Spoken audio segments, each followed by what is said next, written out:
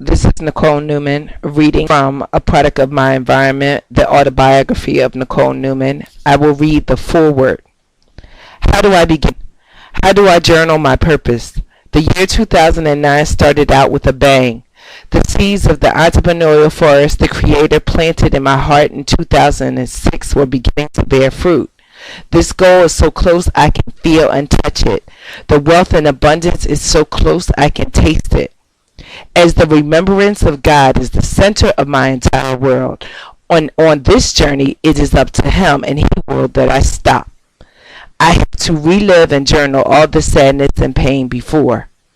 So how do I begin? How do I begin without breaking down and crying?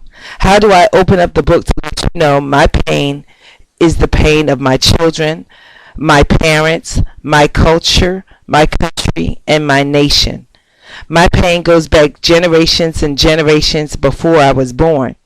As the Creator has shown me many times, it is as if it were said to me, your pain and sadness was brought on so that you could love deeply. See, the depth of your pain is the depth of your love. The depth of my pain from being a shy, overweight teenager with very low self-esteem is still there.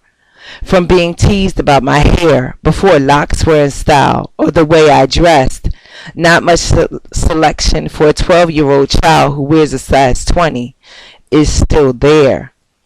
The depth of my pain from being stabbed in the face, neck, and arms, just missing my jugular vein with a butcher knife on the 15th Street platform at 3:30 in the afternoon by my ex-best friend is still there. From having a father who has never said he loved me, from breaking my femur bone in a car accident while on my way back to college, and having to sit out a semester and transfer to Temple University from the University of North Carolina at Greensboro is still there.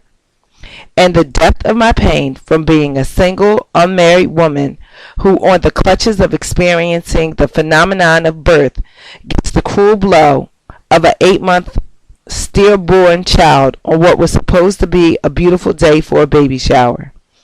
That pain caused 350 days of depression, which shut down my reproductive system.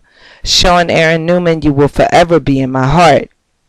Now I have to make room to add the depth of my children's pain from having a father who decides to walk away and torture his 3 children by mailing them Christmas presents on January 18, 2009. Without a note or a phone call. But I am strong. I am a woman born of another woman who was born of another woman who was born of another woman. I hold the strength of my grandmother, Miss Marion Payne, who at 16 got married and started a family with 4 children by the age of 23.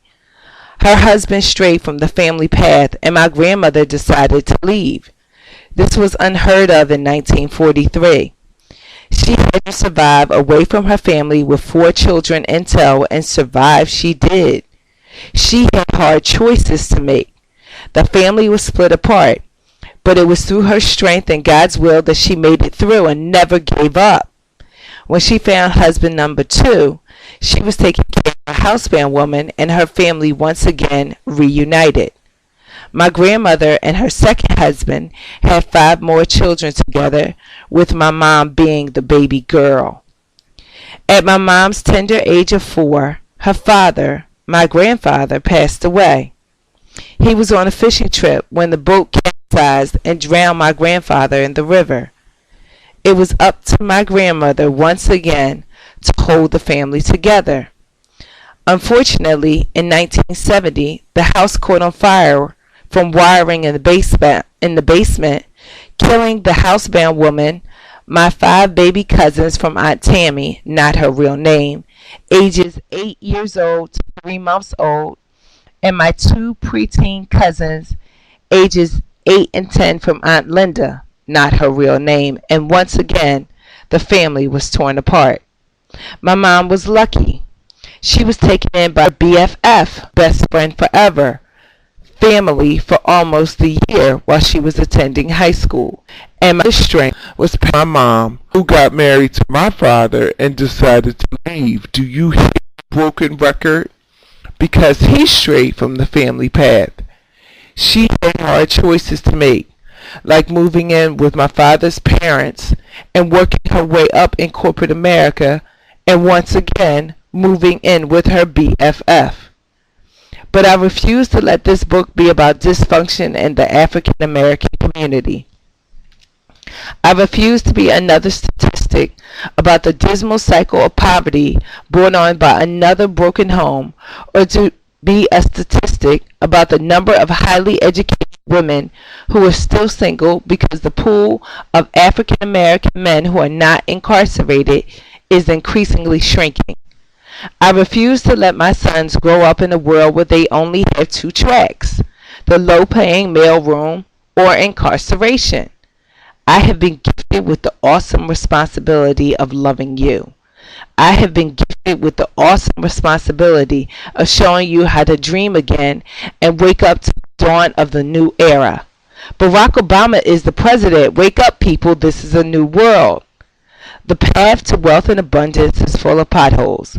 But as I've witnessed, it was the pain of a stillborn child that brought three beautiful, intelligent children into my world.